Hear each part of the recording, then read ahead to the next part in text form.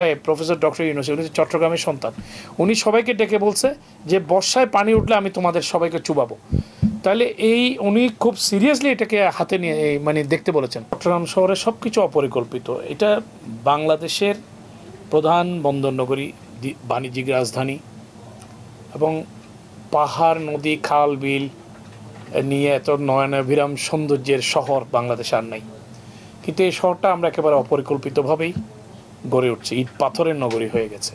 পাহাড় কেটে ভূমিধস, তারপর আপনার যত্রতত্র পার্কিং, কোনো এই যে বিল্ডিংগুলোর অনুমোদন দেওয়া হয় সেখানে উল্লেখ থাকে যে নিচের তলায় পার্কিং হবে, কিন্তু সেটাকে দোকান বানিয়ে ফেলা হচ্ছে।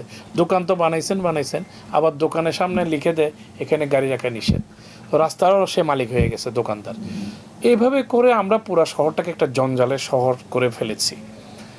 তো জনগণের যেটা দায়িত্ব সেটা হলো সিআরবি যেভাবে আমরা রক্ষা করলাম সেভাবে জনগণ যদি ঐক্যবদ্ধ থাকতো তাহলে আমরা এই অবৈধ নির্মাণ কাজ, যার কারণে এই যে ফুটপাত দখল হয়ে যাচ্ছে, অল্প বৃষ্টিতে পানি উঠে যাচ্ছে, পাহাড় কাটার কারণে নদীগুলো ভরাট হয়ে গেছে, এবং জলবদ্ধতা নিরসন প্রকল্প যেটা সিডিএর এবং সেনাবাহিনীর যৌথ উদ্যোগে এই প্রকল্পটাও বাস্তবায়ন করতে গিয়ে হিমশিম খেতে হচ্ছে। দেখা যাচ্ছে কথায় কথায় অনেকে হাইকোর্টে চলে যাচ্ছে, হাইকোর্টে স্টে দিয়ে দিচ্ছে। তো এই বিষয়গুলো একবার যদি স্টে পায় সেখানে আর কাজ করা সম্ভব হচ্ছে না। প্রফেসর ডক্টর ইউনূস উনি চট্টগ্রামের সন্তান।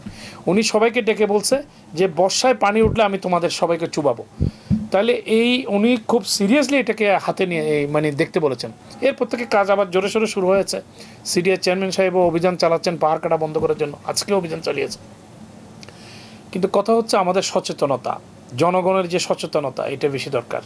আর মনিটরিং, এই যে প্রশাসন, যে সিডিএ, সিটি কর্পোরেশন এবং সুয়ারেজ প্রকল্পের দায়িত্ব এখন দেওয়া হচ্ছে ওয়াসাকে, এদের সবার কর্মতৎপরতার একটা সমন্বয় দরকার। এবং এটা মনিটরিং, ইন্সপেক্টরের কাজ কি, প্ল্যান অনুযায়ী কাজ হচ্ছে কিনা, না হলে বন্ধ করে দেবে। সেটা বিল্ডিং যদি একবার হয়ে যায় তাহলে হাইকোর্ট তো বা আদালত তো বলবেই এত টাকা ইনভেস্ট করলো আপনাদের চোখের সামনে, আপনি বিল্ডিং কীভাবে ভাঙবেন, দেয় নিষেধাজ্ঞা।